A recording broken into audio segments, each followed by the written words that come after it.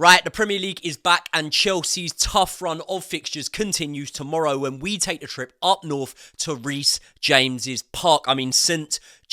Park to face Newcastle. And bearing in mind, Newcastle are one of the teams that alongside Chelsea have ambitions of qualifying for Champions League football this season. A win away at St James's Park would be huge because a win could potentially put us above West Ham and Brighton in the table and within touching distance of Newcastle. And it's mad, isn't it? Because last season I would have given Chelsea no chance of winning at St James's Park. And even this season when we were losing to the likes of West Ham, Forest, Villa, even Brentford, I wouldn't have given us a chance of winning at St James's Park. But recently, things have started to change. The mood has started to lift. The boys have started to click and Pochettino's tactics are starting to work. And for that reason, not only am I going into this game believing that Chelsea can win, I'm going into this game expecting Chelsea to win. Right, people, what's happening? Welcome back to the Joey Knight podcast. If you are new around here, please do me a massive favour. At the end of the video, hit the subscribe button should you want to see more from myself. Also, I keep asking you not to do it now. I never used to do it before, but please smash the like button on this video.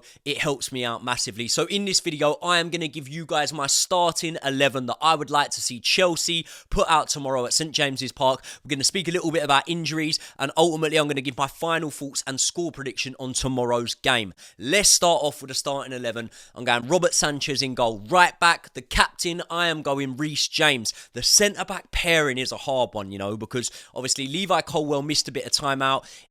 He's missed the last 2 games, hasn't he? And obviously withdrew from international duty. Axel Disasi is the man that's been playing alongside Thiago Silva. Benoit Badiashile could be the best out of all of them that I've just named. And then obviously we're still without the likes of Trevor Chalobah. Don't know what is happening with Chalobah's injury, to be honest. I think he'll probably be gone in January or the summer, you know, which is it's sad because obviously he's come through the academy and he's a player I like a lot. But also, Wesley Fofana, it looks like he's back on grass now. I'm not sure whether he's kicking a ball or not yet, but looks like he's coming back a little bit sooner than we had anticipated from his injury. The backline, you know, it's been changed from time to time this season. We've seen Levi Colwill operate in that left-back position. I do think that Levi Colwill is our best centre-back alongside Thiago Silva. So in this match, I'm going to start Thiago Silva and Levi Colwill. Now, there's a very high potential we won't see that because obviously he had a shoulder injury. I'm not too sure how bad that was, but providing he's fit and available, I'd start Levi Colwill. If he wasn't, I'll start Badiashile, you know, and that's going to sound like a bit of a slight towards Axel Disasi, but I just think Badiashile's better. And you know what? Once Thiago Silva inevitably moves on at the end of this season, I'm really, really interested to know what the partnership is. A lot of people have looked at the Monaco connection and said it will be Disasi and Badiashile. A lot of people are saying that Levi Colwill's our best player in that position, but obviously with Badiashile being left-footed too, we won't be able to see them two play together. I'm not too sure on that, you know. Because, call me naive here, but why can't you have 2 left-footed centre-backs? We've seen some of the best centre-back partnerships in Premier League history be 2 right-footed centre-backs. You know, JT and Carvalho were both right-footed. Rio Ferdinand with Vidic were both right-footed.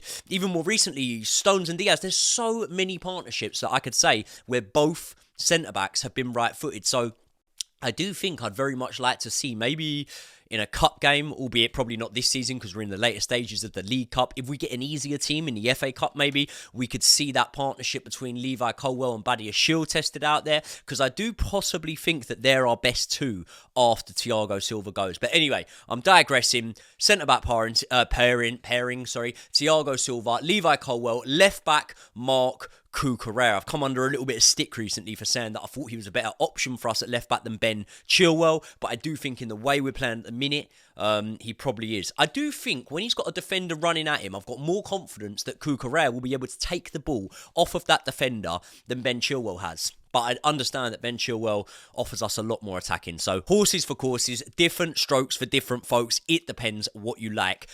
In the midfield, it picks itself. It's going to be Caicedo next to Enzo with Conor Gallagher slightly further forward. And then up top, we're obviously going to go right wing Cole Palmer. I'm going to stick with Nicholas Jackson through the middle. And we're going to go Raheem Sterling on the left-hand side. Now, we saw Amanda Broja come on and win that penalty, obviously, in the dying minutes against Manchester City. And for that reason, it does sort of make me think, maybe we should have Amanda Broja there. I haven't been anywhere near as impressed with Amanda Broha since he's come back from this latest injury than I was before the injury. Because, before it, I sort of looked at his tenacity and his physicalness and his speed more than anything. And I was looking at it thinking, you are scary. You could be a real player. And I'm not writing that off. I still think he probably will go on to be. But I just think where he's still recovering from that injury, I think the mental scars might be worse than the physical scars, and maybe he doesn't want to go through the gears when it comes to acceleration and things like that, because he's always got that sort of mental scarring in the back of his mind of that injury. And obviously we've seen that he's had swelling on the knee, I think it is, which is massively concerning when you're coming back from an injury. Remember the likes of Ledley King at Spurs, he used to have that. He had no cartilage, I think it was, in his knee. They used to swell up and be 4 times the size after he had played. So that's concerning. We need to see a little bit more of what's going on with Broha at the minute. And when we look at Jackson at the moment, his goal return's looking good. It really is looking good. One thing I do know is he will have the opportunity to score in this match, because I do think we get chances against Newcastle. Now, you look at Newcastle at St James's Park, and they are really strong in my opinion. Now, obviously, they lost to Liverpool there this season. In my opinion, it was a little bit against the run of play, especially regarding the fact that Liverpool had 10 men on the field. They had Virgil van Dijk, their captain, sent off, and if you get Van Dijk sent off, it's going to be a lot worse for you than if you get, one of the creative players maybe sent off, because Van Dijk is a real stronghold in that defence, and he can probably organise the team. But Liverpool did go on with 2 late Darwin Núñez goals to secure the victory there. Then you have to go all the way back to the running of last season, Arsenal going to St James's Park and picking up a win. I think it was 2-0 that day. But apart from that, Newcastle really strong at St James's Park, and obviously despite the injuries, they still do have some big players available. Anthony Gordon's one that's really took me by surprise, I would say. There was a point, wasn't there, when Chelsea were linked with Anthony Gordon for 50 million. And I remember looking at that, and probably because I had been a little bit scarred by some of the transfers we had brought in for big money. And I looked at that and I was like, no, he's unproven. I really don't want him here. And then when he first went to Newcastle, do you remember there was the bus stop on the touchline, or somewhat of a bus stop, with Eddie Howe when he was brought off against Brentford, and it looked like they had a few choice words. And I thought, I don't know, this player's set out for it and his attitude's not the best. And recently, I've been really impressed by Anthony Gordon, and I think he's going to be a major threat for us in this match. And we've also spoke about the injuries in this game, but actually, it's looking like a few of those injury worries have lessened. Listen, Newcastle are still ravaged with injuries, but they will possibly have Isaac back. That's a 50-50 chance. Because it's a 50-50 chance, if they do have him back, will he start? I'm not sure. Obviously, they've got a big match against PSG, so it depends whether they're favouring the Champions League or the domestic campaign. But I would think if it's touch and go with Isaac, they should probably rest him for the trip to PSG. Definitely in Chelsea's favour that, if they do that. But also, Fabian Schär, it looks like they're going to have back in the squad. Almiron, Trippier, and most importantly, probably Bruno Guimaraes. And I think that's massively important, because if you take Bruno out of that midfield and you look at the fact Tonali's not in there, I don't think Joe Linton's available at the moment. I could be wrong on that. But if you look at that midfield, Longstaff, Willock, not too sure who else they'd have in there, you would really fancy Gallagher, Enzo and Caicedo to just completely overrun those boys there. So I think having Bruno in that midfield will be massive for Newcastle. And obviously, look, we spoke about Trippier there. He's been a really creative player for Newcastle. He's top of the chances created chart out of any player in the Premier League so far this season. And I think he's a major threat. And I think that Raheem Sterling needs to be on fire again, as he was against Kyle Walker, to be able to give Trippier some real problems, because Trippier's right up there when it comes to right backs in this country. But I tell you what, you would put Kyle Walker ahead of him. And if Raheem Sterling can turn up like that against Kyle Walker and have him completely out of the game, getting turned and nutmegged at every corner, then surely he can do a bit of a job against Trippier here. Let's hope so. One thing I do know, speaking of right backs, is we got Reece James back in the team. He probably is going to be available for a full 90 now, which is music to my ears.